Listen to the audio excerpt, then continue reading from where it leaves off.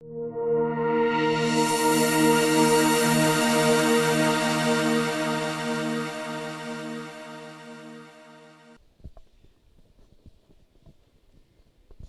tarde, gente.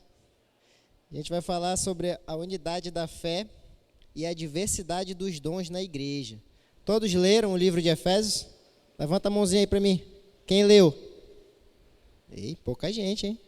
Pensei que todo mundo ia... Eu! Mas tá bom, ainda dá tempo. Tá? Vamos lá. Deus capacita todos os membros da igreja a cumprirem a sua função dentro do corpo da igreja. O que é o corpo da igreja? Somos nós. Todos vocês que formam essa linda congregação. É linda ou não é? Olha aí para o seu irmão aí do seu lado. Diga aí para ele aí. Não vale a esposa, hein? Diga aí. A esposa você já tem que falar todo dia. Nós somos o corpo de Cristo na terra. Tá? Nosso texto base, Efésios 4, do verso 1 até o verso 16. Tá? Eu vou dar trabalho para o Henrique aqui, que eu vou ficar me mexendo. Tá, Henrique? Tá. Igreja, vamos lá. Tem uma diferença entre igreja instituição e igreja corpo de Cristo. O que é a instituição? A instituição é isso aqui, ó. É esse prédio, essa unidade, esse endereço que vem na nossa famosa conta de energia, na nossa correspondência, né? E isso é a igreja instituição.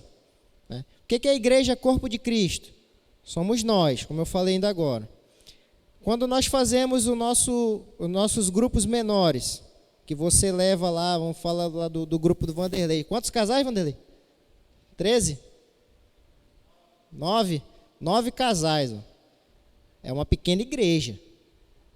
Tirou daqui, encontrou lá no sábado, né? Sábado que tem carne assada. Então, é igreja. É um momento igreja. Fora do nosso culto normal, dentro desse templo. Né?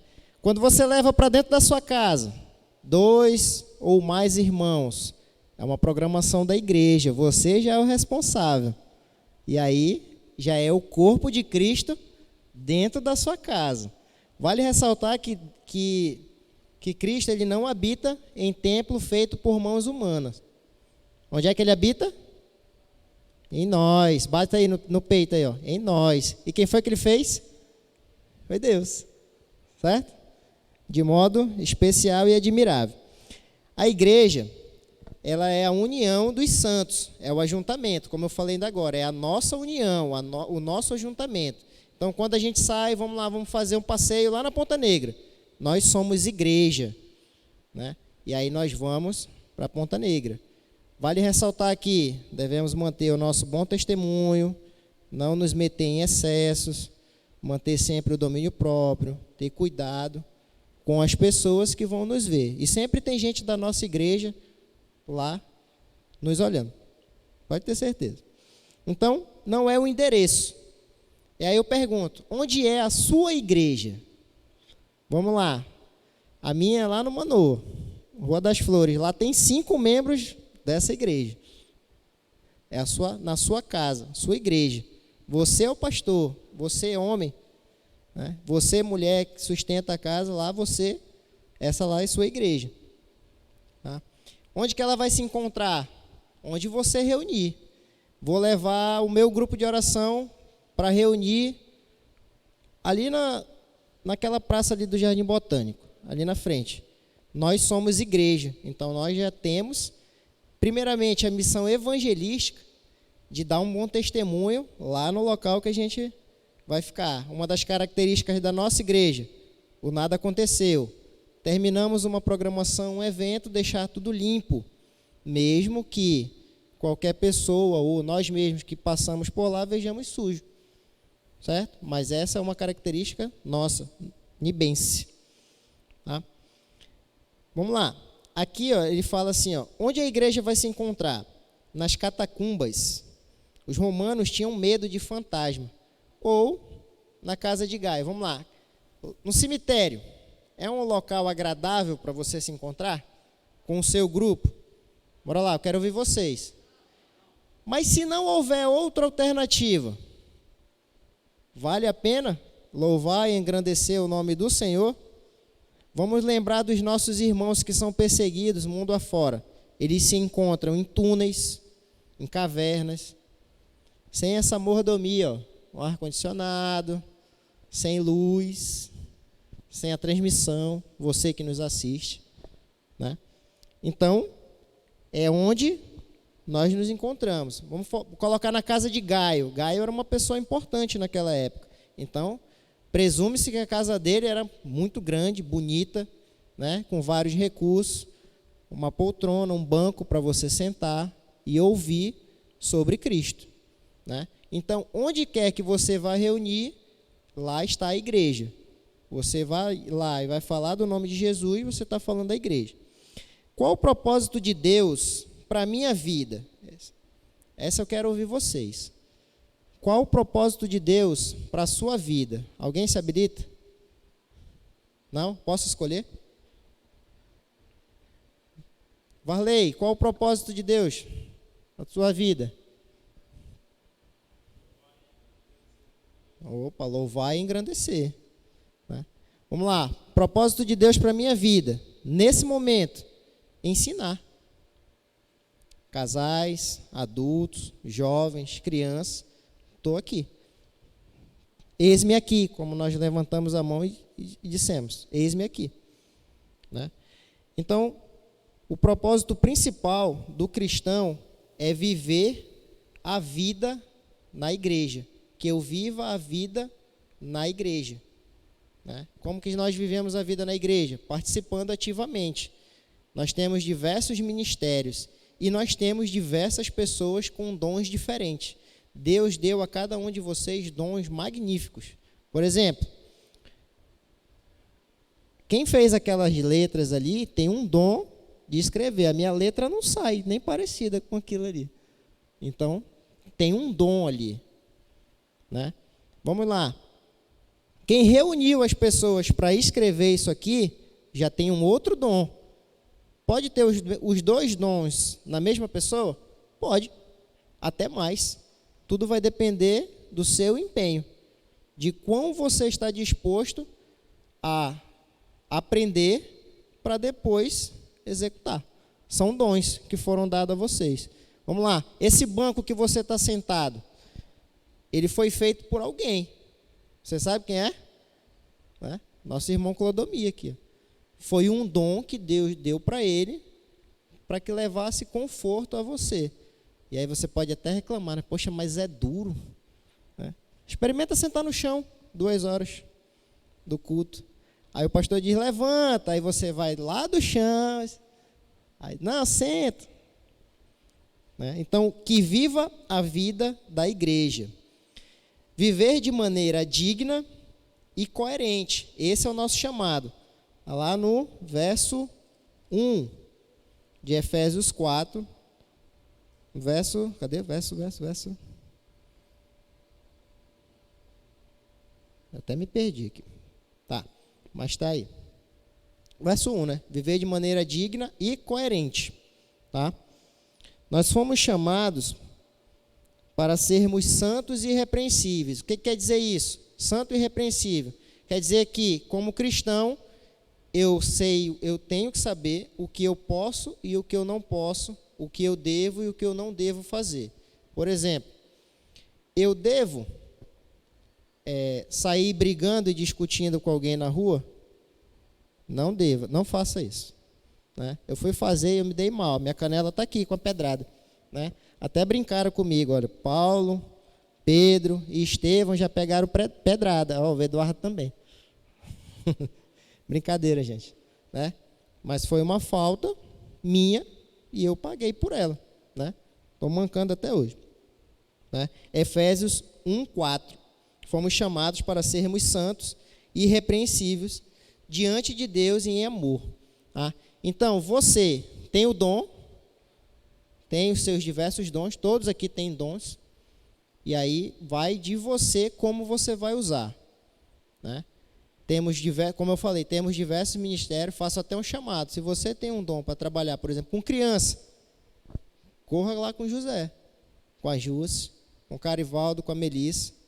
Eu tenho um dom para trabalhar com criança. Ele vai avaliar você, a sua vida na igreja, seu testemunho, né? A sua vontade, e aí vai lhe chamar para trabalhar com ele. Tem um dom de música. Opa, um dom no instrumento. Olha aí, Varley. Tem um dom aqui na bateria, né? Cadê o Filipinho? Tem um dom para tocar no baixo e agora está arranhando ali na bateria. São dons que Deus deu a ele e ele executa da melhor forma que ele pode, da forma como Deus vai capacitando e vai acrescentando na sua vida todo dia, desde que você se dedique e queira aprender. E aí, uma pergunta: o que é preciso para viver uma vida digna na igreja? Você quer saber?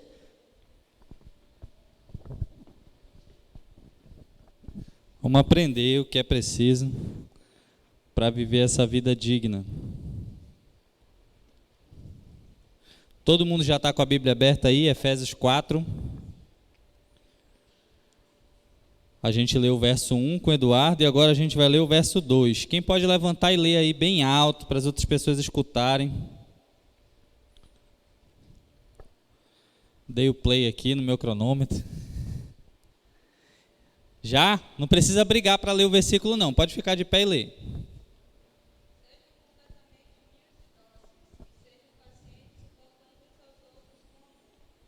Diz uma coisa, isso que a Andréia leu aí é fácil de fazer? Nem um pouquinho, né? A gente tem uma dificuldade muito grande, mas a gente primeiro precisa entender o que é ser humilde e dócil. Uma pessoa humilde, ela não tem aquela questão de se achar. Ela é uma pessoa modéstia. Poxa, que tem modéstia, né? Eu sei fazer essa letra, então eu sou o cara. Isso não é humildade. Ou então eu toco ali o violão, eu sou muito bom no violão, hein? Não tem ninguém para bater em mim no violão, não. Isso não é ser humilde, isso não é ser modesto, tá bom? Na verdade, você está se exaltando, você está sendo prepotente nessa hora. Quando você chega e diz que é muito bom em alguma coisa. Pô, Gabriel, quer dizer que eu tenho que me achar ruim em tudo? Não, mas você não precisa estar se exibindo. Se vier o elogio, que venha de outros. Não é isso que a Bíblia diz? Se alguém for elogiar você, glória a Deus, louvado seja o nome do Senhor. E a gente fica na nossa, porque é importante que Jesus cresça e que eu diminua, tá? Então, esse é o objetivo. Você nunca pode se achar melhor que ninguém. Você tem que olhar para o outro e sempre se achar igual. Não importa a situação daquele irmão, não importa o que você o que ele até transpareça a ser, ele é um igual a você, porque Deus olha para os dois da mesma forma, tá? Independente de qualquer dom, Deus deu e Deus pode tirar, tá legal? Deixa eu ler aqui para vocês rapidinho, Provérbios 22:4, vamos ver o que está escrito. A recompensa da humildade e do temor do Senhor são a riqueza, a honra e a vida. Deus promete recompensa para quem é humilde. Você quer ter riqueza? Honra? Quer viver? É isso que você tem que ser, então, humilde. Tem que pegar e se esforçar para se ver nos outros da mesma forma. Não importa os seus dons. Tem gente que tem muitos dons. Tem ou não tem? Tem gente que a gente fica olhando, cara, esse cara faz tudo. Às vezes eu olho para o Messias assim, meu irmão, o Messias pendura no teto, faz elétrica, hidráulica. Ele vai inventar uma coisa que não tem para ele fazer. Me disseram que ele está de férias agora, ele está inventando as coisas já, para se ocupar. Graças a Deus, são muitos dons que ele tem. Agora pede para o Gabriel fazer algum negócio desse, estou fora, perdidinho. Não tenho a menor chance. Aquela diz bem assim lá em casa. Poxa, Gabriel, está quebrado o negócio ali, tá? Eu vou chamar alguém para fazer. Não, tu que tem que fazer. Tu que é o homem da casa. Diga, não sou bom nisso, eu vou terminar de quebrar. Esquece. Porque homem, quando tenta fazer o que não sabe, já viu, né? Um pinga-pinga na pia vira cano quebrado. Tá? E aí eu vou dar alguns exemplos para vocês. Como é que às vezes as pessoas são prepotentes, arrogantes. elas deixam de ser humildes dentro da igreja. Tem muita divisão entre rico e pobre. Vamos lá? Meu amigo vai fazer um churrascão lá na casa dele. Só que lá na casa dele o pessoal come só picanha, alcatra, maminha. Aí ele não chama o irmãozinho que tem uma condição financeira difícil, porque não vai levar essas carnes, né? Vai levar no máximo uma bisteca lá, que eu acho muito gostoso. Me amarro em churrasco de bisteca. Se fosse eu, levaria bisteca, né? Mas não vai levar porque ele quer ter... Não, meus amigos, tenho dinheiro, né? Vou trazer um pessoal legal aqui para casa. Vem esses meninos remelentos desse irmão ainda, quebra as coisas. Tem que tomar cuidado com isso. Não é isso que Deus quer. Deus não quer essa diferença. Aliás, a Bíblia diz que é para a gente procurar se associar com pessoas de posição inferior. Né? Quem fez esse Palavra Fest, decorou o versículo, tem que procurar fazer. Se associar. E olhar a necessidade dos outros irmãos. Se você tem esse dom de ter umas finanças fortes, use isso para abençoar os outros irmãos que às vezes estão passando em dificuldade, que talvez nunca tenham a oportunidade de comer um churrascão de picanha com você. Entendeu? É uma alegria poder ajudar as pessoas, e isso é um dos pontos. Outro ponto que a gente pode falar assim, reconhecer primeiro que a gente depende unicamente de Deus. A palavra de Deus às vezes até machuca quando diz bem assim, não se apoie no que você acha que está certo, no seu próprio entendimento. Você depende de Deus, não importa se você tem dinheiro ou não, você depende de Deus, não importa se você tem saúde ou não, você continua dependendo de Deus, não importa o dom que você tenha, você continua dependendo de Deus. Então isso, para todas as pessoas. Ah não, nada vai me acontecer de ruim, eu já vi gente rica numa semana, na outra está pobre. Tem que tomar cuidado, tá? Outra coisa, diferença de escolaridade. O doutor, né, a pessoa que fez a pós, né, que o pessoal fala assim, agora eu vou fazer minha pós. E as pessoas que têm às vezes dificuldade de escrever, tem aquela barreira de não se associar. Me diz uma coisa, o que é mais fácil, a pessoa que tem mais estudo ir atrás de conversar com a pessoa que tem um pouco menos, ou a pessoa que tem menos estudo ir atrás de quem tem mais estudo? Às vezes, as pessoas que têm muito estudo, não, mas eu não falo com ela porque ela não fala comigo. Então vá lá você, quebre essa barreira, converse com seu irmão, você vai se surpreender que mesmo ele sem ter muito estudo ainda vai lhe ensinar muita coisa. Experiência que ele leva da vida. Eu me amarro em conversar com todo tipo de pessoa, principalmente os mais velhos. Eu aprendi isso jogando dominó com meu avô lá na calçada de casa. Meu amigo, cada aprendizado que você tira com os velhinhos lá, às vezes, né? Tem que reter só o que é bom. Tá? Aí Jesus deu um exemplo clássico. Esse exemplo aqui é top. Abre a Bíblia aí rapidinho. Lucas 18, a partir do verso 9. Evangelho de Lucas, capítulo 18. A partir do verso 9. Vou ler rapidinho para a gente, tá? Então Jesus contou aos seus discípulos uma parábola para mostrar àqueles que deveriam orar sempre e nunca desanimar. Não, acho que não é essa não. Minha referência está Lucas 18, 9. Eu li o 1. Foi mal. Lucas 18, 9. Olha como começa a parábola. Há alguns que confiavam em sua própria justiça e desprezavam os outros. Jesus contou esta parábola. Para quem que ele contou? Para quem se achava. Para quem de humilde não tinha nada. Beleza? Então vamos lá. Verso 10. 2 homens subiram ao templo para orar. Um era fariseu e o outro publicano. O fariseu em pé orava no íntimo. Deus, eu te agradeço porque não sou como os outros homens, ladrões, corruptos, adúlteros, nem mesmo como este publicano. Jejuo 2 vezes por semana e dou o dízimo de tudo quanto ganho. Mas o publicano ficou à distância. Ele nem ousava olhar para o céu, mas batendo no peito dizia, Deus, tem misericórdia de mim que sou pecador. E Jesus disse assim, eu lhes digo que este homem e não o outro foi para casa justificado diante de Deus, pois quem se exalta será humilhado e quem se humilha será exaltado. Não importa o que você ache que você é, diante de Deus você é nada. A única coisa que a gente pode fazer diante de Deus é se humilhar. Né? Essa semana eu escutei uma música, e no meio da música tem aqueles espontâneos decorados, né, que o pessoal fala, e a mulher falava bem assim: não existe nada maior, mais importante, mais digno de atenção do que Deus. Nem o universo inteiro é mais importante do que Deus. Então, diante disso, a gente só pode mesmo reconhecer que nós não somos nada e nos humilhar.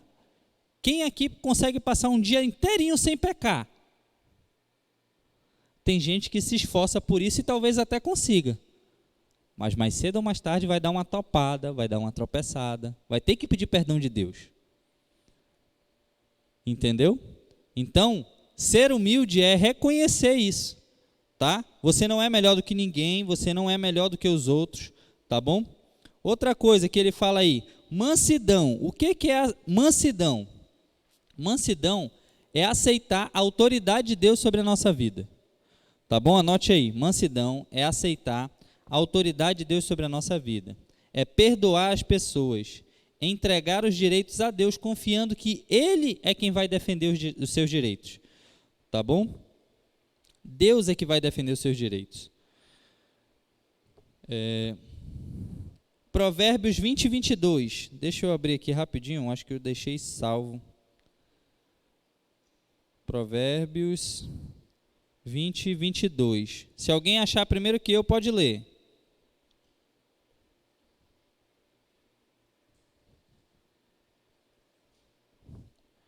Já? Pode levantar e ler.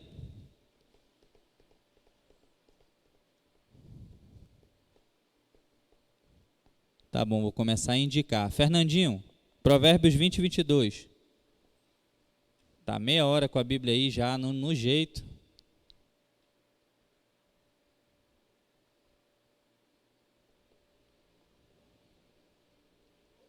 Baixa um pouco aí a máscara, senão não escuta.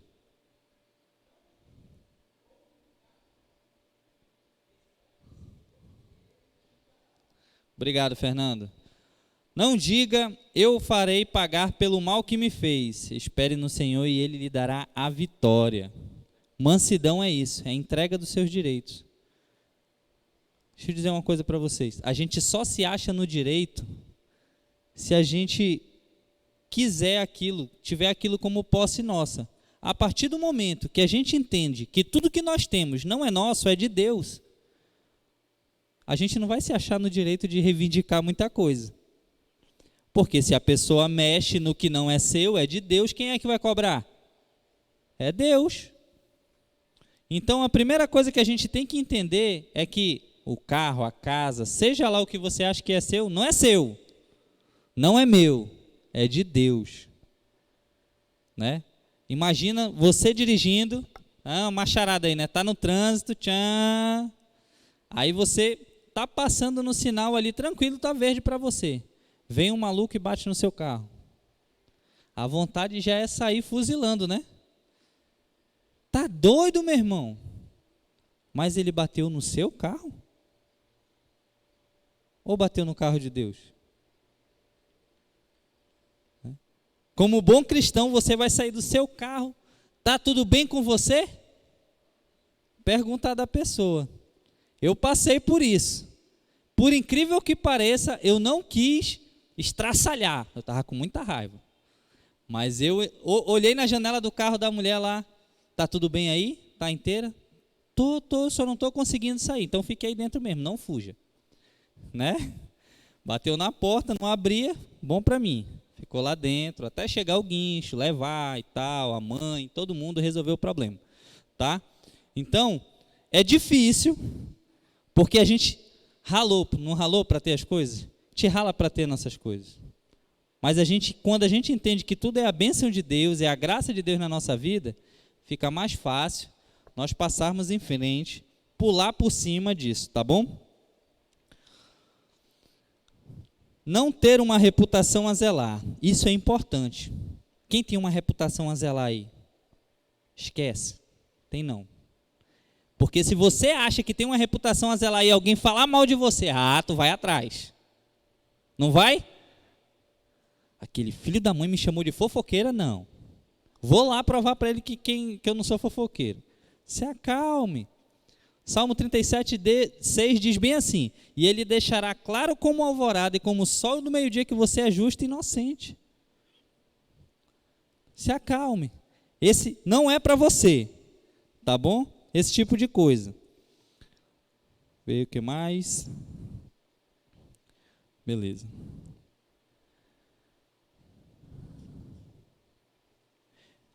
Outra coisa é aceitar a ofensa, tá? A gente tem aqui. Quando nós aceitamos uma ofensa, né?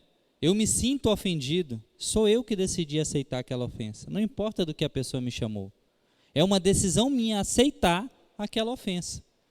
É a história do presente. Se uma pessoa der um presente para você, você tem toda a opção de dizer não, muito obrigado, fique com seu presente, eu não quero.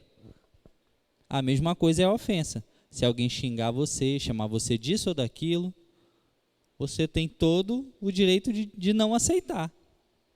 Meu amigo Diego Felipe diz bem assim, são seus olhos. Né? Você tem todo o direito de não aceitar. Eu ouvi dizer que a fulana falou isso e isso de ti. É mesmo, é? Tá bom. Não, mas é só isso, não vai fazer nada para se defender? Não. É difícil dizer que não vai fazer nada para se defender? Ou você tem que ir lá tomar satisfação do irmão? Não, não pode. Tá igual briga de político. Vou dizer como é que é briga de político. Ele sai, eu via muito antes quando tinha o Pinga Fogo, eu acho, no jornal, aí, líder da oposição, isso e aquilo. Aí o repórter que pegou a resposta do líder da oposição, fala, líder da situação, olha, o líder da oposição disse isso e aquilo. Aí o outro responde, nem sabe se o cara falou de verdade. Muitas vezes era diferente do que a pessoa tinha falado. Não, mas tem que responder, porque é a reputação, é o líder. Não precisa disso. Nós cristãos temos que começou a gritar esse negócio aqui. Isso quer dizer que acabou meu tempo. Vou correr.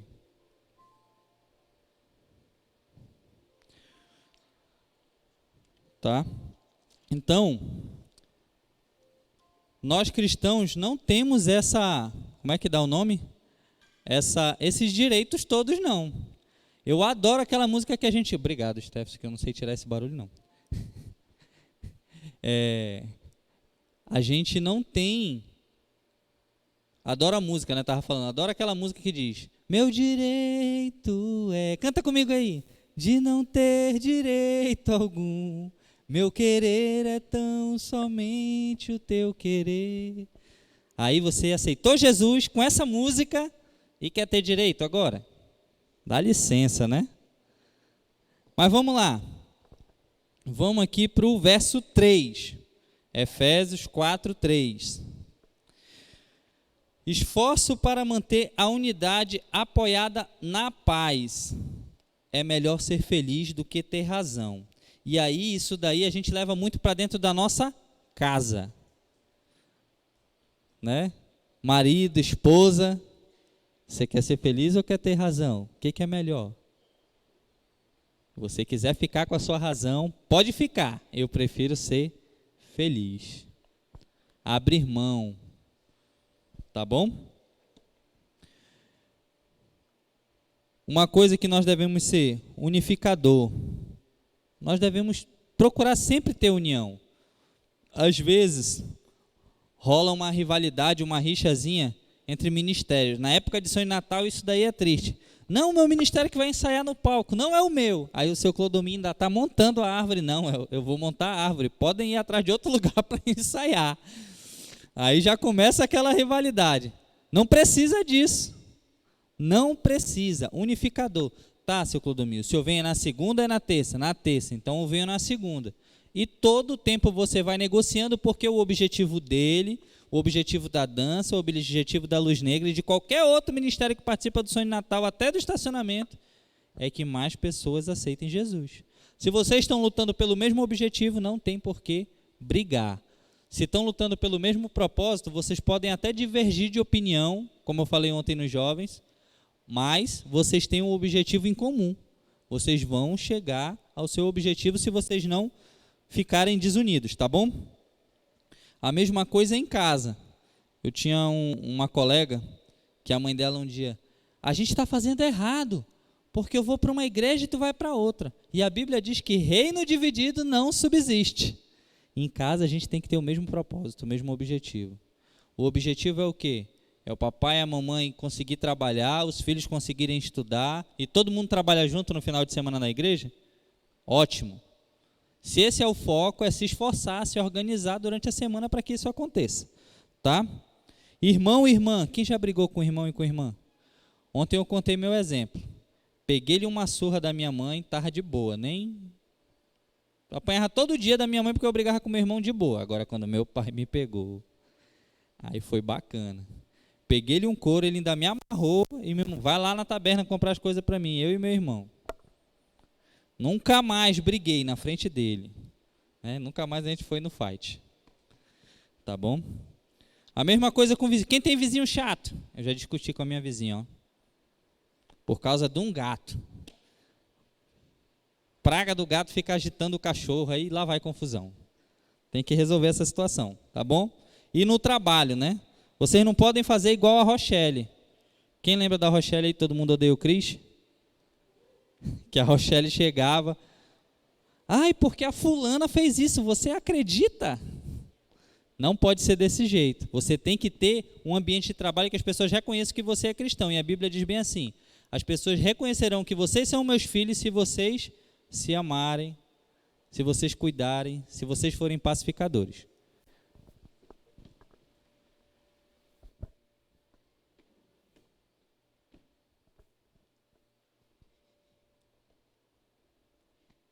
Vamos lá.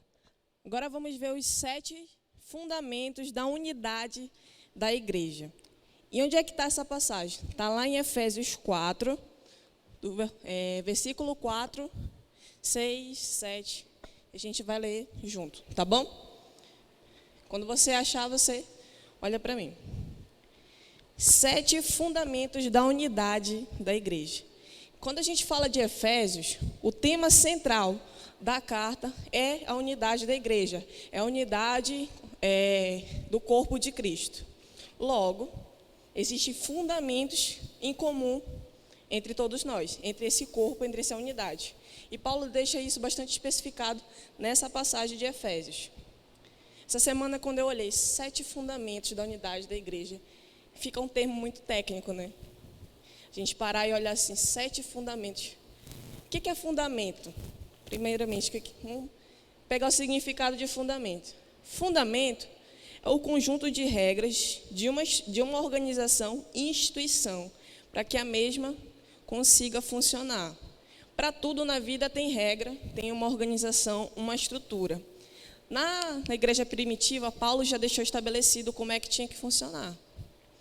E em Efésios fica muito claro o que a gente tem em comum e que a gente precisa sempre ter em mente. Eu vou falar coisas aqui que vocês já sabem. É só para a gente ficar... Não, isso aqui faz parte da nossa organização. Tudo isso a gente tem em comum. Nada diverge. E nada na Bíblia vai se contradizer. Tudo bem? Vamos lá. Você pode estar... Abre sua Bíblia aí, em Efésios 4, versículo 4. 4.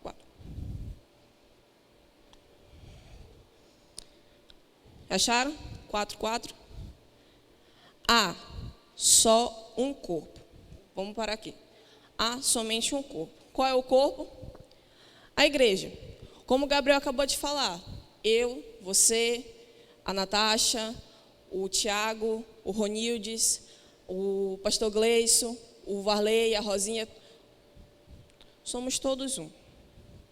Não existe 300 membros. Jesus não vem buscar números. Jesus vem buscar quem? Jesus vem buscar quem? A igreja. Jesus vem buscar só um corpo. Ele não vem buscar um braço, ele não vem buscar uma perna. Ele vem buscar um só corpo. Nós somos um. Não tem essa de eu sou melhor que meu irmão. Não tem essa de ministério mais importante. Não tem ministério melhor. não tem ministério pior. O seu, o meu, o objetivo de todo mundo é o mesmo. Nós aqui estamos trabalhando para o crescimento do reino. E todo ministério, diretamente ou indiretamente, está contribuindo para o mesmo propósito. Então, em relação ao primeiro fundamento da unidade da igreja, qual é? Somos só um corpo. Continuando. Há somente um Espírito. O mesmo Deus que habita em mim é o mesmo Deus que habita em você. Se você já aceitou Jesus como Senhor e Salvador. Lembra que eu falei? Demônio entra em corpo? Entra. Se o Espírito Santo já não estiver habitando. Então, o mesmo Deus que está aqui, está aí embaixo de vocês. Por isso que a gente consegue dar aula, por isso que a gente consegue ser entendido, porque o mesmo que está falando aqui comigo está sendo recebido aí por vocês. É uma comunicação só. Não é? Geralmente o Eduardo costuma falar, principalmente quando a gente tem problema com o liderado, porque a gente se irrita, a gente entra em divergência uns com os outros. Mas eu acho legal ele falar, toda vez ele fala comigo, eu trabalho com o Espírito Santo. Você não vai trabalhar com a pessoa em si, você não vai apelar pela pessoa, porque nós somos destituídos da graça. A gente trabalha com o Espírito Santo que tem na pessoa, naquilo que tem em comum com a gente. A gente apela para Deus.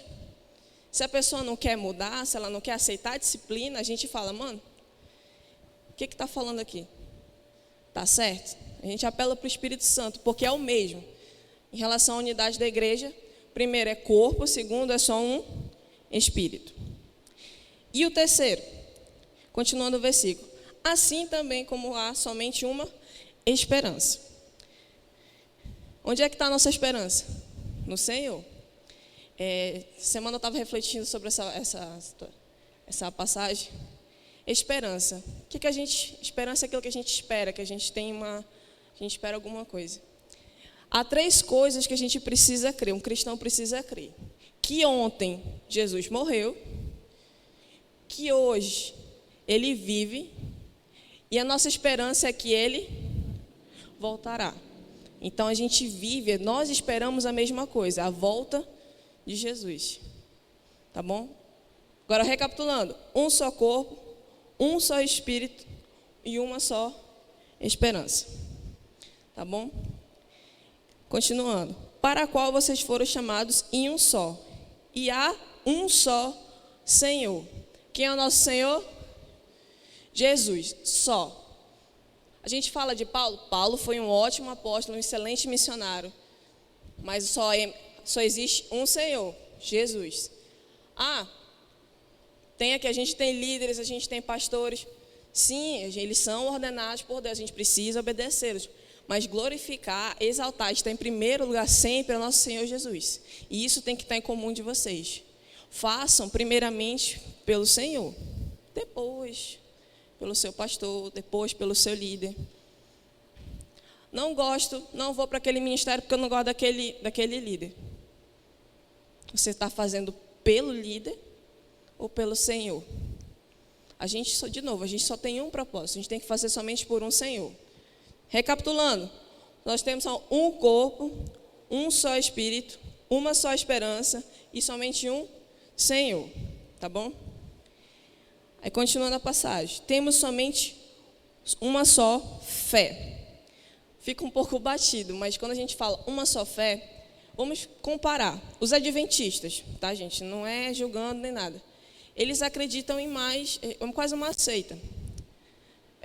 Consigo explicar melhor com os mormons. Eles acreditam na Bíblia? Sim. Mas eles acreditam também num outro livro escrito por Joseph Smith. Ou seja, é a Bíblia mais uma segunda escritura. Não é só a Bíblia. Nós batistas aqui da NIB, nós acreditamos somente neste livro aqui. De Gênesis a Apocalipse. Só temos uma fé, acreditamos somente num Senhor. A gente não acredita em outros deuses, a gente não acredita em outras passagens, não temos outra fé. Somente essa. Tudo bem? De novo, nós temos só um corpo. Segundo, um só Espírito, um só Senhor e uma só fé. E só temos, continuando aqui, um só batismo.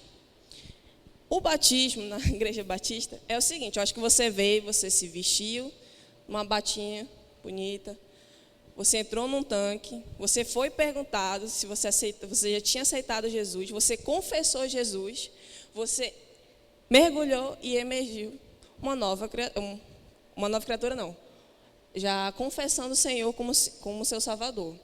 Seu batismo foi diferente? Teve alguém que batizou diferente? Então o batismo de todo mundo foi o mesmo. Então a gente também só tem um batismo, pelas águas, tá bom? E por último, nós temos somente um Deus e Pai de todos. Tá? Se você quiser anotar a referência, Atos 17, 28. Mas por último, como eu falei, Paulo escreveu isso quando estava na prisão, na carta de Éfeso.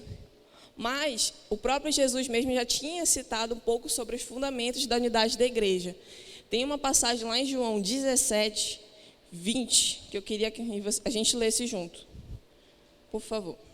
Aqui. Se vocês puderem procurar.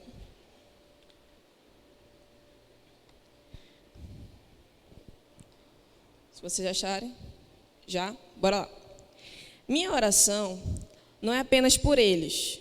Rogo também por aqueles que crerão em mim, ou seja, por nós que estamos aqui sentados.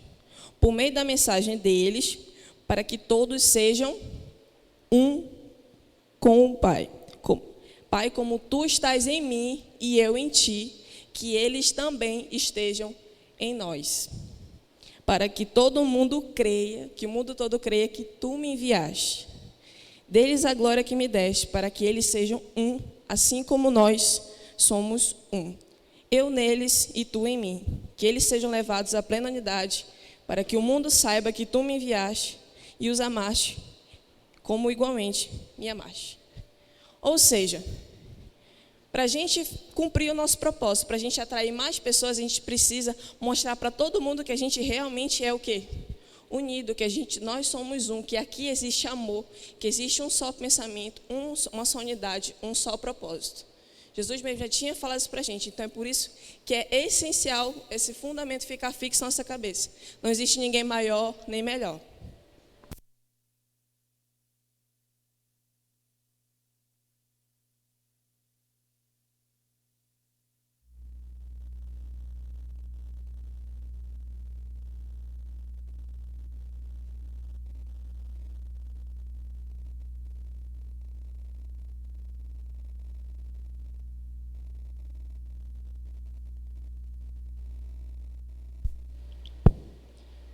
Vamos lá, a gente vai dar continuidade na nossa aula e a gente vai falar agora de dons. A gente vai se aprofundar mais um pouco em dons. Mas antes de a gente começar, só para a gente fechar com chave de ouro, a parte não dos essenciais, mas dos preceitos, dos princípios da igreja, pedir só para você olhar para o lado, começando aqui, ó, o nosso propósito da igreja, da Nova Igreja Batista. Tá? A gente tem os 6 E's, que resume basicamente tudo isso que a gente já falou até aqui. Começando lá, o nosso propósito aqui na igreja, primeiro é? Isso. E o segundo é? O que a gente está fazendo agora? Aprendendo e ensinando. Certo? E o próximo? Enturmar. O que a gente faz em enturmar? GA, né? GA no geral. GA, e o GA dos jovens e o GA dos adultos. Certo? A gente enturma também em ministérios, tá? Enturma também com culto. Com várias atividades da igreja a gente aplica esse na nossa vida, na nossa igreja. Aqui agora, engrenar. Onde que a gente usa o engrenar? Nos ministérios. Tá? Esse daqui é mais específico para os ministérios. Por quê? Porque o ministério, ele nos ajuda a conhecer a igreja, como ela funciona, a conhecer cada ministério, como o ministério funciona e, principalmente, a conhecer as pessoas. Certo? Tá bom? E o próximo é engrandecer. A gente usa muito o engrandecer em praticamente tudo. Tudo que a gente faz anterior do engrandecer e até o próximo, espalhar, a gente usa o engrandecer.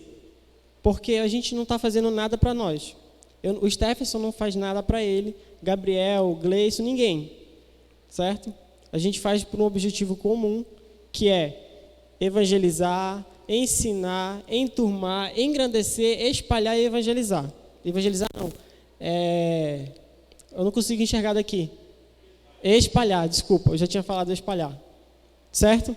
E o último é espalhar, que é o quê? Levar a palavra não só na cidade de Deus, mas em todo canto. Tanto que a gente não tem só a Nova Igreja Batista da cidade de Deus. Tem da Grande Circular, tem da Brilho Celeste, tem em Sorriso, tem em Curitiba, em vários locais do Brasil e do mundo. Certo? Entenderam?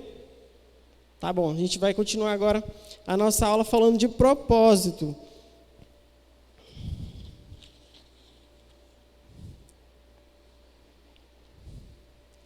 Você vai abrir a sua Bíblia lá em Efésios 4, tá? No capítulo 4, do versículo 11 até o 13, que a gente vai começar aí.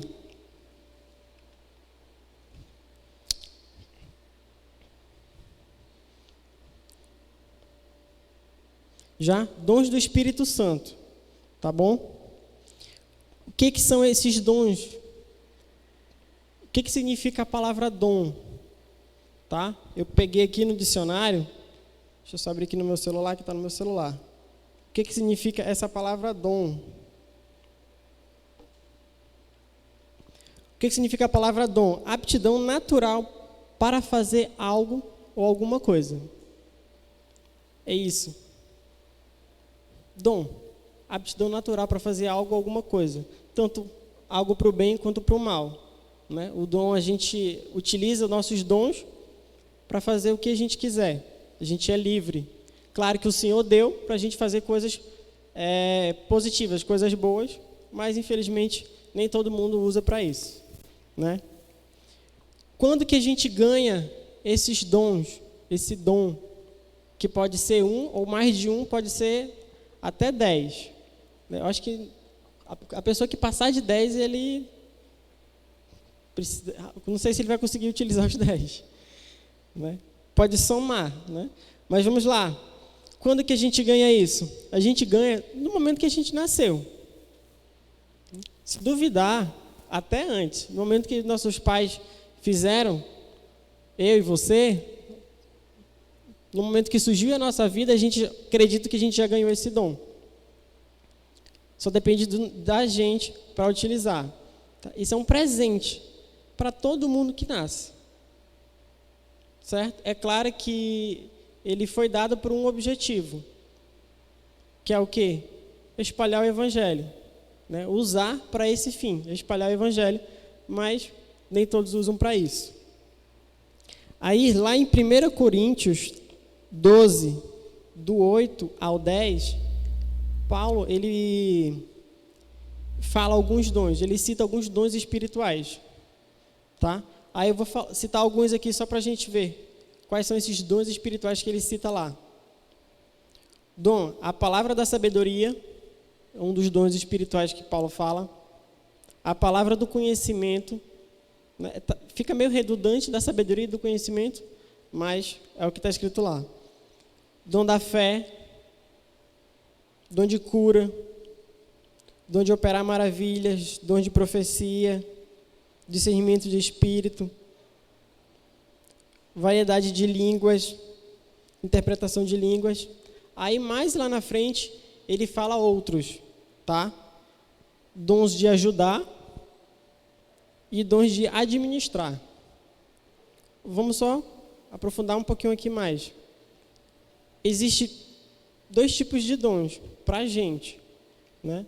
Os dons normal, que todo mundo faz, aquelas habilidades, tipo a habilidade do seu Clodomir, de construir, a habilidade, sei lá, da Viviane de desenhar, de escrever as letras, a habilidade da Andréia de desenhar, e por aí vai. A habilidade de cantar, não deixa de ser uma habilidade, e não deixa de ser um dom, na verdade, e também tem os dons espirituais, que é tudo isso que eu já falei, mas voltado para a parte mais espiritual, a parte espiritual, o dom de ajudar, o dom de servir em vários ministérios, ter vários dons já é um dom, né? Dom de paciência, tem gente que tem paciência, muita. Dom de ensino, que o Senhor dá para a gente aplicar isso no Evangelho. Lá em 1 Coríntios 12, do 5 ao 6, ele fala: há diversidade de ministérios, mas o Senhor é o mesmo. Por que há diversidade de ministérios? Porque há várias diversidades de dons. E a gente tem tudo isso aqui na igreja. Cada pessoa tem no mínimo um. Certo? Tem pessoas que têm 1, 2, 3, 4 e por aí vai. E a gente também tem, para complementar isso, vários ministérios. Certo? Um exemplo. Criativo não é um ministério? Que está acontecendo agora não é um ministério? Infantil, ministério de dança, pantomima, fantoche, e por aí vai. A gente ganha dons para quê? O horizonte falando no final, você olhando lá no final é para evangelizar. E a gente aqui na igreja tem vários ministérios para quê? E a gente também tem vários ministérios para a gente desenvolver estes dons. Cada um tem o seu dom, cada um entra no ministério que quer. Para o quê? Para desenvolver esse dom. Você já conheceu aquela pessoa? Eu já conheci várias, principalmente na minha área, que é de arquitetura. No primeiro período da faculdade, o que a gente mais faz é desenhar. Chega a dar raiva. Desenha. Até hoje eu não aprendi a desenhar direito. O que a gente mais faz é desenhar. O que a gente mais encontra na faculdade de arquitetura? Pessoas que sabem desenhar. Não é um dom. Você já tem essa habilidade. Tem pessoas que tinham, 1 ou 2 pessoas que tinham uma habilidade assim, cara, incrível. Dava uma inveja desgraçada. Caramba, bicho, meu sonho, eu escolhi essa faculdade por conta de desenho e a mãe dele obrigou ele praticamente a fazer faculdade, ele sabe desenhar mais do que eu, que coisa chata. Mas tem uma coisa que o meu professor falou, que me deixou me sentir menos pior. Se não adianta ter o dom, se você não tem o interesse em aprimorar aquele dom, em aprimorar aquela habilidade. E ele sabia muito desenhar, mas não sabia técnica nenhuma. Aí eu posso me gabar, eu sabia as técnicas. Mas não adiantou nada, depois ele aprendeu as técnicas, aí eu continuei na mesma. Né? Onde eu quero chegar com isso? Para isso que servem os nossos ministérios. Para isso que serve a nossa igreja também, né? Não só para isso. Para quê? A gente está aqui para aprimorar esses dons. Desenvolver e aplicar esses dons em prol do Evangelho. Tá? É por isso que a gente tem vários ministérios, vários para a gente desenvolver tudo isso. Agora a gente vai continuar lá em Efésios 4:11, tá? Esses dons são distribuídos conforme a vontade de Cristo. Como eu já falei, para desenvolver a igreja, aprimorar a igreja. No fim das contas, o propósito do Senhor é sempre evangelizar mais pessoas para o reino. Mas Ele dá esses dons para a gente se desenvolver. Você já entrou num ministério que você não sabia nada? Eu já. Entrou num ministério assim que você... Depois da primeira semana, o que eu estou fazendo aqui? O que eu tinha na cabeça para entrar nesse ministério? Aí, outra pergunta agora. Você saiu de um ministério falando assim, cara, eu só vou sair porque meu líder mandou. Porque eu não saía, porque eu aprendi muito aqui. Quem já aconteceu isso com você? Pode levantar a mão, sem medo. Seu líder falou assim, mano, sai. Porque senão tu vai virar líder, não dá para nós dois ser líder. Não é? Mas o ministério serve para isso, para aprimorar os nossos dons, e é por isso que o Senhor nos deu esses dons, para a gente se aprimorar, a gente aprender e desenvolver outras pessoas, certo? Porque todo começo de ministério tem o quê? Feira de ministério. Antes de começar o ministério, na verdade, tem a feira de ministério que a gente recebe outras pessoas.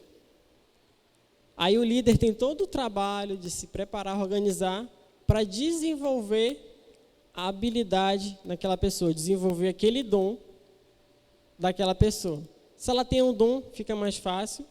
Se ela não tem, ela aprende.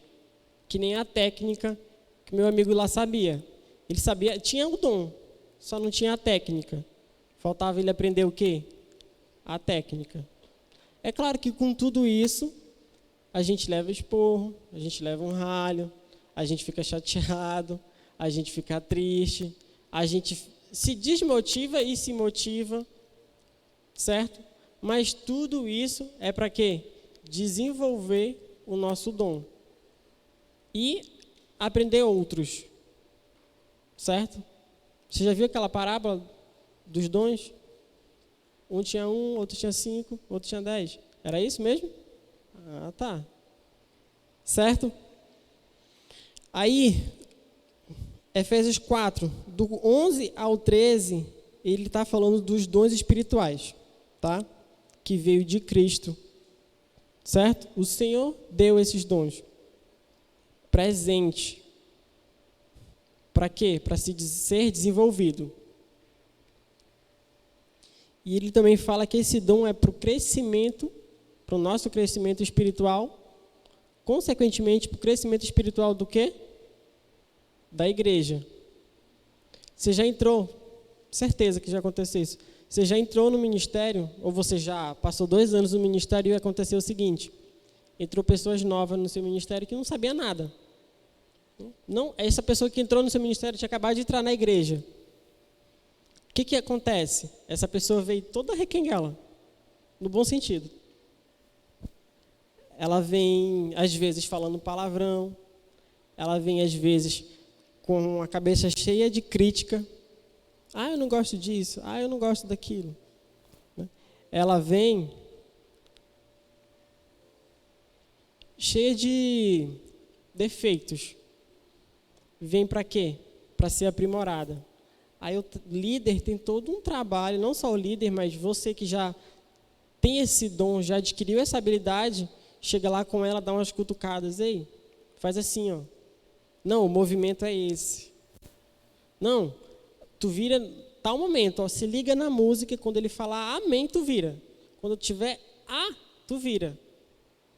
O que você está fazendo? Pegou no dom que Deus te deu, que você já aprimorou, e ensinando.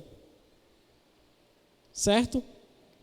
Passando para frente essa habilidade, esse dom, desenvolvendo o dom em outra pessoa.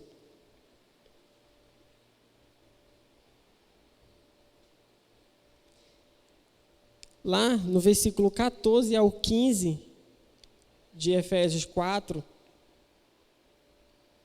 ele fala de vento de doutrinas, certo?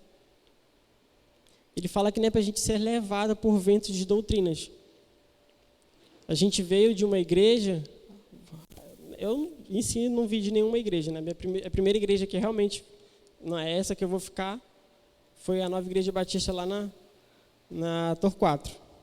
Antes disso eu fugi de igreja, né? Mas eu escolhi a igreja e estou aqui até hoje, nessa igreja até hoje. Mas antes disso, eu cheguei a visitar algumas igrejas que tinham várias doutrinas. vários princípios. Né? E um desses princípios era falar línguas, expulsar demônios, essas coisas. Não que eu ache isso, não é para fazer isso, isso não existe. Não, deixa eles lá na sua doutrina e no seu método de levar a palavra do Senhor. Certo? Mas minha mãe e minha tia iam e vinham. Ah, é bom, não é? Vai e volta. Sabe aquela pessoa que é crente, não é? Vai na igreja uma semana, depois volta, sai. Vai uma semana, sai. Né? Entra no ministério, pega aquele apego, defende aquele ministério com tudo. Mas ela, para lá e para cá, se deixa ser levado por qualquer ensinamento. Isso me incomodava muito. Por isso que eu não queria igreja. Mas aqui ele fala, esse dom é para quê? Para aplicar ele no amor e na verdade. Então, nossos dons, os dons que a gente ganhou, que nós temos, é para evangelizar, é claro, né? Usar em prol do amor dos irmãos e para a verdade. Tá bom? Para encerrar,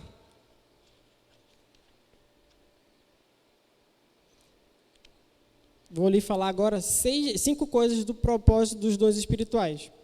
Número 1, aperfeiçoar os santos para o serviço. Ou seja, nos aperfeiçoar para o serviço. Número 2, edificar o corpo de Cristo. Quem é o corpo de Cristo? Quem é o corpo de Cristo? Nós, isso mesmo. Número 3, prover o quê? Prover a unidade da igreja.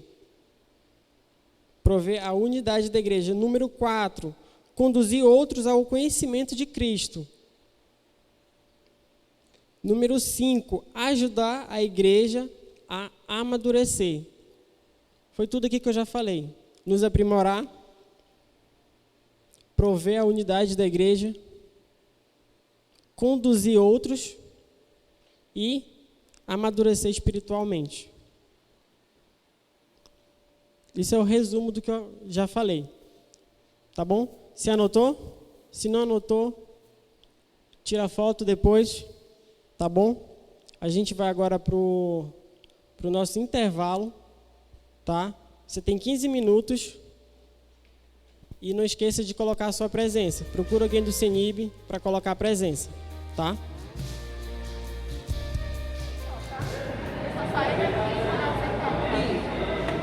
Não, se ela acertar, eu vou responder. Entendeu?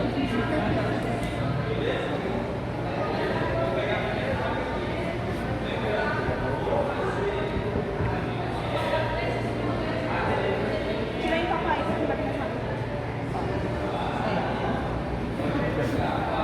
Rapidinho, atenção, aqui para mim, rapidinho, só para mim dar início, tá bom? Equipe,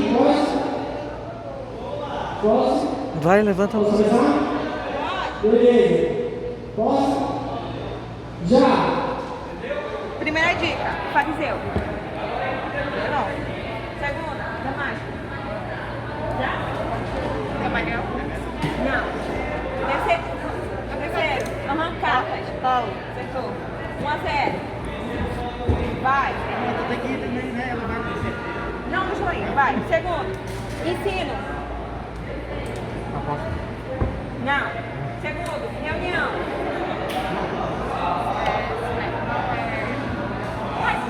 Acertou. 1-1. Vai. Terceiro. Dinheiro. Não. Segundo, antigo. Terceiro, um dia de trabalho. Dinheiro, antigo, um dia de trabalho. Acertou. 2-1. 4. Naufrágio. Tempestade. Desvio de curso. Viagem. Ilha. Acertou. 2-2. Quinto. Aprendiz.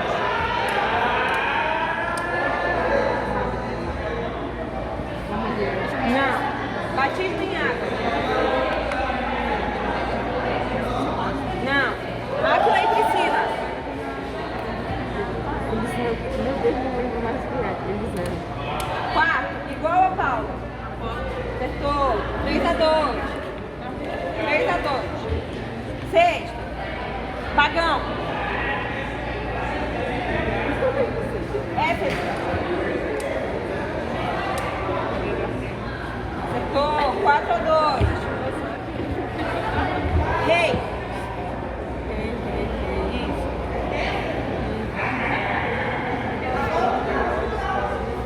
Segundo, bisneto. Não. Matou Tiago. Herodes Agripa 2. 4-3. Vai pra lá. 4-3. 8. Unidade.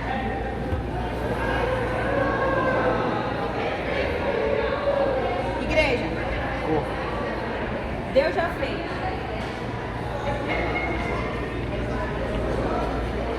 O último, eu devo fazer. 9-3. Não. A carta de Efésios, o tema da carta de Efésios. 9, Pedro. Apóstolo.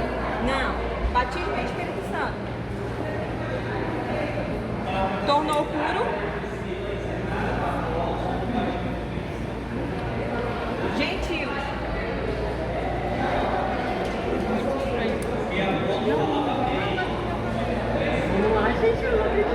Esse eu vou voltar. Vou passar e vou fazer outro. E da resposta a gente errou, né? Outro, anjo. Louvava a Deus. Tá tão fácil, peraí. Acertou. Demônios. Prisão.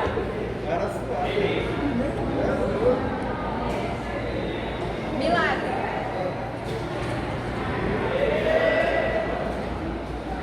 Acertou. Apóstolo Pedro.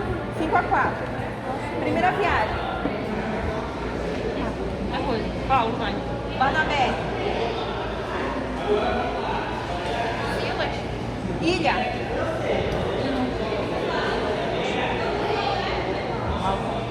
Creta, né? Cidade natal. Damasco. Não. Chifre. 5-5. Vai. Colaborador.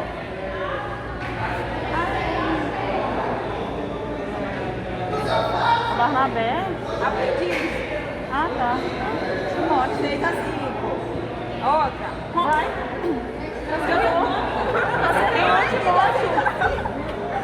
Roma. Cidade. Fogo. Comandante. 6-6. Governador. Prisão de Paulo. 2 anos. Cesareia. Na última Cesareia. Governador, prisão de Paulo, 2 anos, Cesareia. Sabe? Félix. A outra, aqui ó, 6-6. Torá. Pentateuco. Midrash. Raça de víboras. Raça de víboras. 7-6. Fariseus. Éfeso. Tirano. Áquila e Priscila. Viagem. Acabou? Acabou.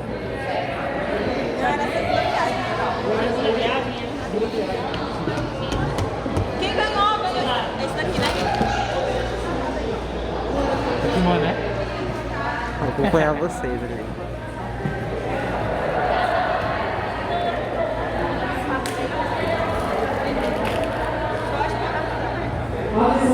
lá, gente. Parou. Pausa aí. Distribui os brindes. Pausa. Mais uma. Atenção. Olha pra cá. Eu tô aqui atrás, ó. Olha pra cá, olha pra cá. Vamos lá. O que vai acontecer agora? Você vai receber, a equipe que ganhou recebe os brindes, tá? Preste atenção. Olha pra cá. Aqui vocês, ó. Atenção.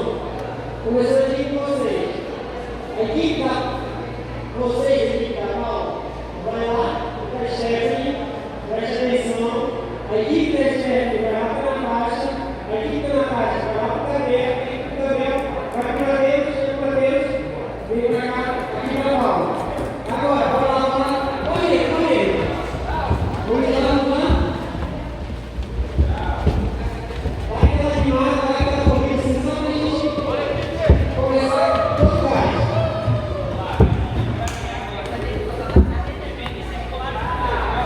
Ih, por que tu quer correr pro lado da menina? Vamos lá. Aqui todo mundo já brincou de perfil, né? Aqui é o perfil ao contrário. As respostas estão aqui e vocês têm que saber de onde é a dica. Beleza? Beleza? Então vamos lá. Vou pegar a primeira dica. Vou fazer para a equipe delas que é mais fácil. Vamos lá. Batismo do Espírito Santo. Ah, e agora? É de qual?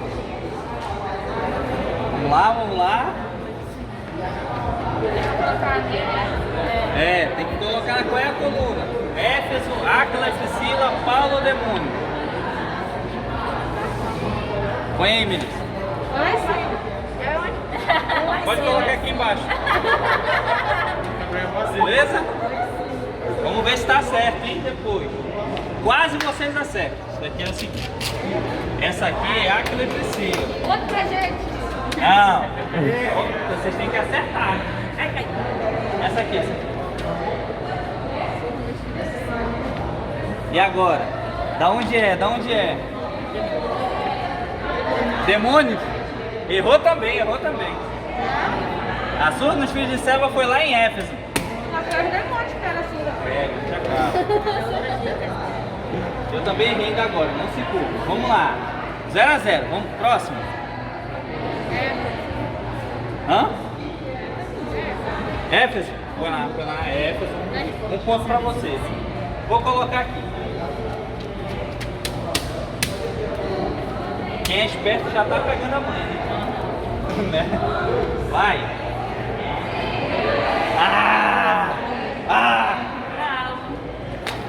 Um a um.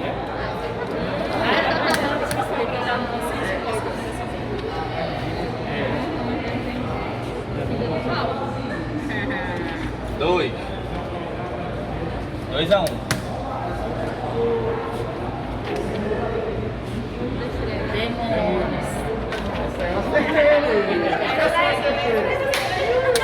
Dois a dois, né? 2-2 agora. 2-2.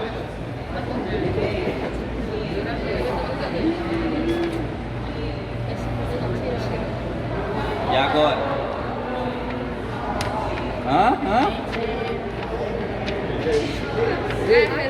Não sobra, amigo. Éfeso. Tem certeza?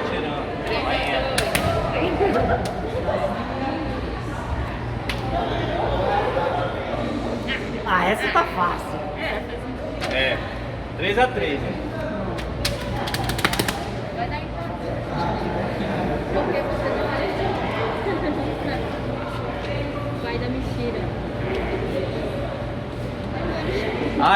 Tem certeza? Faltar é FIFA.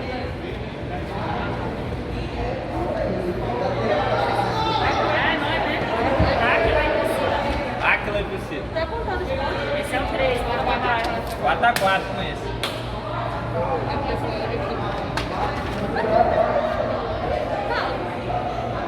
Tem certeza? Eles também não falavam, não? Acho que não.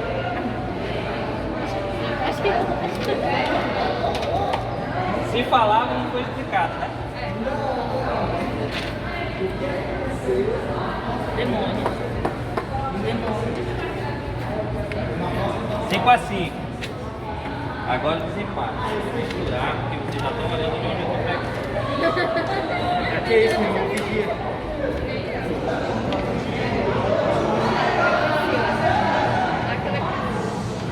Tem certeza? Não foi em Roma, não? Olha, olha. 6. Paulo. Paulo.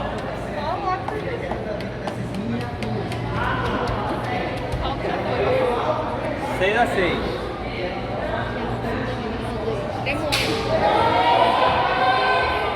Não tem mais espaço, né?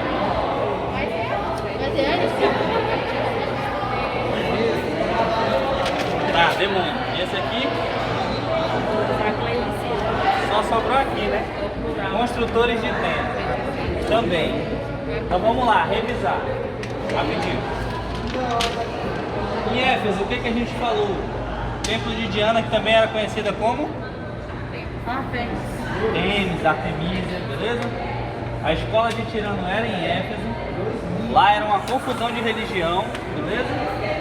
E foi lá que os filhos de Seva pegaram um corpo, tá bom? Aquila e Priscila. Vamos começar do lugar certo, tá? Conheceram Paulo em Corinto, eram também construtores de tenda e ensinaram a Apolo sobre o batismo do Espírito Santo. Legal? Paulo caiu do cavalo aonde? No caminho de Damasco. Ele era cidadão romano por quê? Nasceu em Tarso. Poliglota, falava 4 línguas. Quais eram as línguas que ele falava? Hebraico, latim, grego. 3, só 3. Latim, hebraico, Hebraico era mais. Beleza. E também era construtor de tendas, tá? E os capetas aí é muito fácil, né? O anjo das trevas, pai da mentira, matam e roubam e já são derrotados. Beleza. Então, como todo mundo acertou, guarda pra todo mundo, que empatou, né? Acertar na cabeça de você. Para que esse pirulito dê até a última turma. Se não der, só lamento. Já? Pode te ajudar a tirar? Pode misturar pra mim, porque senão fica muito fácil, o pessoal fica olhando.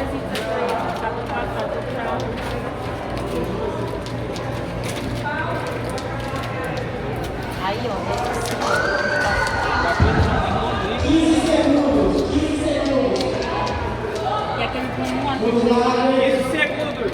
Acabou o tempo. 5, 4. Você vai tirar de cima, não. Não te escuta. Tá empolgado. Esse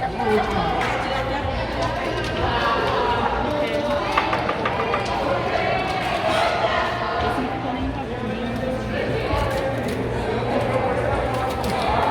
E pra cima, né, galera? Só nos dois de cima. Tá? Deixa pra cima. Aí o segundo, aí o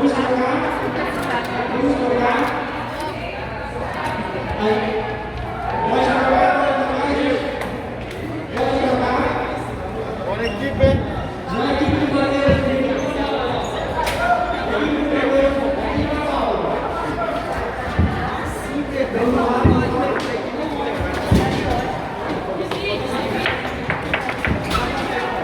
Ele não tá entendendo.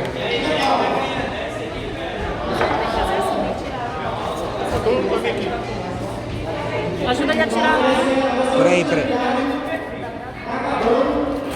Ai, Matheus. Não, deixa ele. Deixa aqui mesmo. Aqui, ó, pode vir. Aqui mesmo. Pode vir. Ok.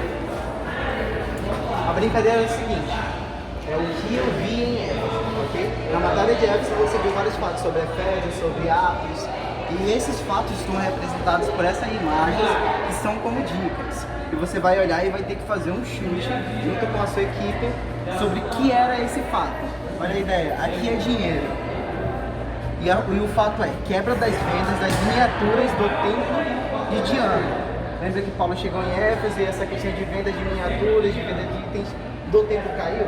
Pois é, e essa ideia e todas essas outras imagens significam alguns fatos de Éfeso. Vocês têm que se dividir em 2 equipes, eu acho que mais ou menos aqui dá uma mocinha pra cá. Isso. Perfeito, 2 equipes e cada equipe tem direito a um chute ou rodada. Além de que você tem direito de pegar um papel com uma dica ou rodada, entendeu?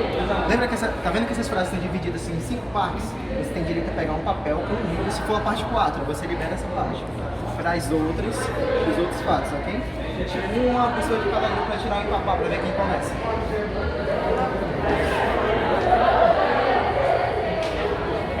Pode tirar uma. Número 2. Ok? E Priscila. Algum chute? Pode falar. Vê com a equipe. Essa é a dica, esse é o fato.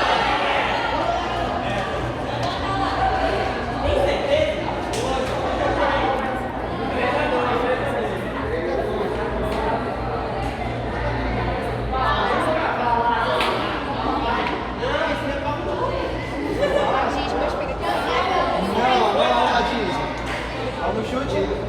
Áquila e Priscila ensinando sobre o batismo do Espírito Santo. Não é isso. Mas, não, começa daqui, tá certo. Começa daqui. É do mesmo? Vai sortear outro? Sim, do mesmo. Número 4. Esse aqui. Áquila e Priscila ensinaram. Olha, eu dei a dica aí, ó. E Priscila. Começando daqui. Algum chute?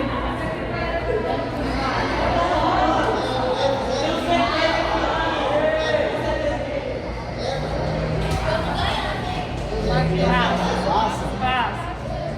É pra falar? Pode falar, se você quiser. A Áquila e Priscila foram ensinados por Paulo sobre o Espírito Santo e o batismo. Tá certo. Áquila e Priscila, eles foram encontrados por Paulo e Paulo viu grande potencial neles e os ensinou sobre Jesus, certo? Áquila e Priscila, que já eram estudiosos da Bíblia, e foram ensinados depois por Paulo sobre Jesus, que eles ainda não tinham conhecimento. Agora, esse fato aqui. Deixa eu só... Quem foi que acertou? Um ponto pra cá, então começa daqui. Pode tirar, pode tirar uma dica. Número 5.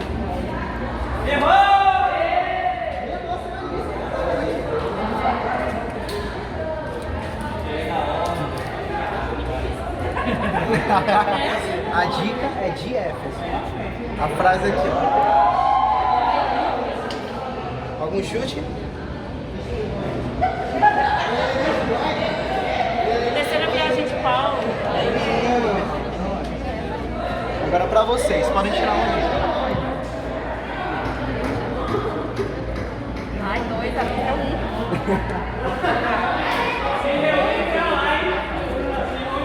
Fica. A dica é fica. Tá no meio da frase. Algum chute?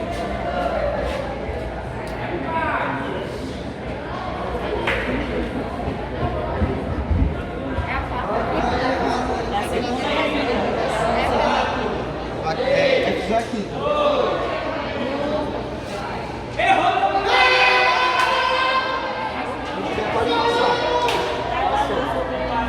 Pode sortear um. Deixa eu ver. Número 4.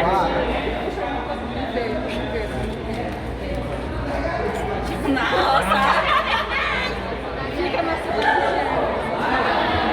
Está faltando 2 partes, hein? Tá faltando 2 partes. Será?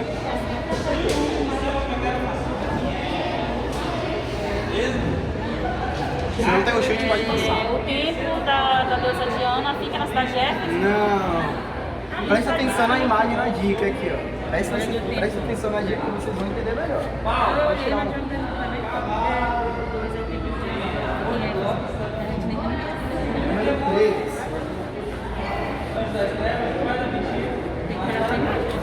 Acho que agora dá pra acertar, não dá não?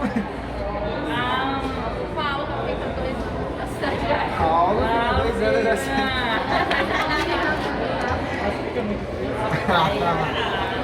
Então, 2-0 pra cá, certo? A gente começa aqui primeiro.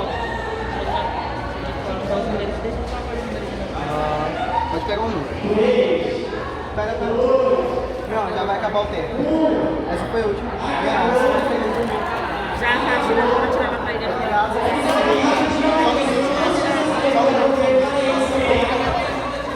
Ela vai te ajudar a tirar aqui, ó. Sim, por favor. Só um minutinho, só isso daí. Atenção, quem vai agora? Acabou,